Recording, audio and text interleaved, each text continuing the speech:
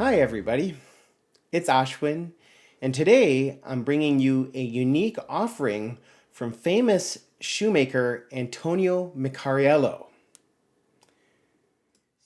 Antonio Macariello is considered one of the premier shoemakers in all of men's fashion.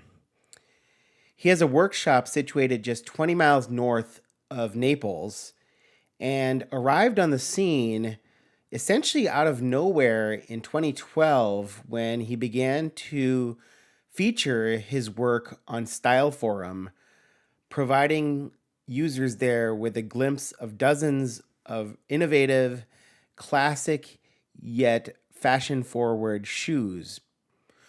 Over the years, he's developed a very unique style that is both modern yet classic and elegant. He has also featured progressive and impressive patinas and a variety of welting techniques that are all considered standard of manufacture. He has a number of lines, including an Aries line, which is his Goodyear welted line, his Argentum ready-to-wear line, with shoes priced in the range of 500 to 600 euro. Macariello offers a wide range of other lines, including his Aurum line, both single and bi-material made-to-order lines, as well as some private stock and special offerings. All in all, he offers a bewildering array of options which you can explore at your own convenience and figure out what makes the most sense for you. And most of his shoes are ready to consumer within 3 to 4 months of the order being placed. But he recently released a more casual hand-welted line, and this is the Capri Collection. The Capri features unlined upper or largely unlined uppers and debuts with his Centurion. The Centurion, for those of you who are not aware of Antonio Macariello, is his naming for his Norwegian Split Toe derby, which is a hand-sewn apron. It has open channel lacing system on the facing here that you can see. It has a very elegant design, and in this case, there's some differences between this particular model and his other Centurions that I wanted to talk about. This model was designed using a new last that Antonio designed specifically for his Unlined Capri collection. This last is the CA 275 last. This particular last is a soft square. It's specifically designed to accommodate wider feet, so it has a wider midfoot and a slightly higher instep than many other shoes in Antonio's collection. And he states specifically that you should choose your true UK sizing for this particular pair. Welting is done by hand with an incredibly high stitch density of 12 stitches per inch, which you can see at the edge here of the shoe. So why would I call this a casual shoe? Well, there's a few reasons for that. One, the outsole is rubber. So already you have a flexible, non-leather outsole that is amenable to wear in all conditions, and it's able to be worn indoors, outdoors, with casual wear, or dressed up. Second, he's using a material. This is specifically an unlined reverse suede for the upper. So when I say unlined, I think we should have a caveat here.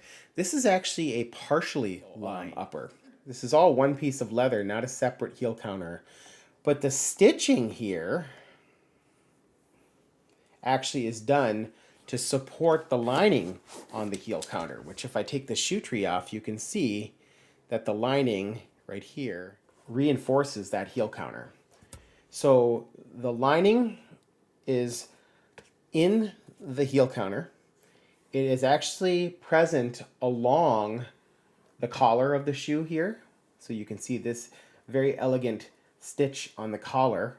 And the tongue of the shoe, so this element right here, this is the tongue, lined, as is the facing, which houses the lacing system. So those are the parts of the shoe that are lined. and provide the shoe with a little bit more structural integrity. And yet the unlined areas allow the leather to breathe a little bit more and allow your foot to be more comfortable in warmer weather. And I chose a caffe color, which is essentially a dark chocolate brown color.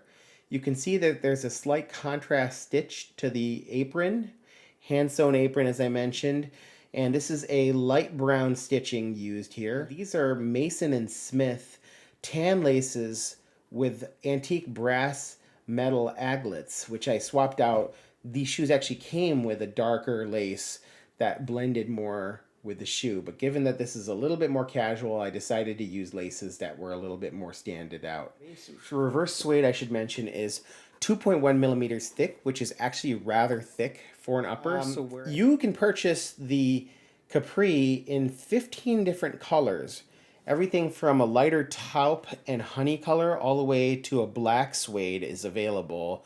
The nomenclature that Antonio uses is somewhat hard to interpret because he's using words that are either Italian or descriptive in nature. So if you have any questions, you can always message him and he can give you a more true to life description, although all of the colors are represented on the website so you can take a look and see what color might be appealing to you.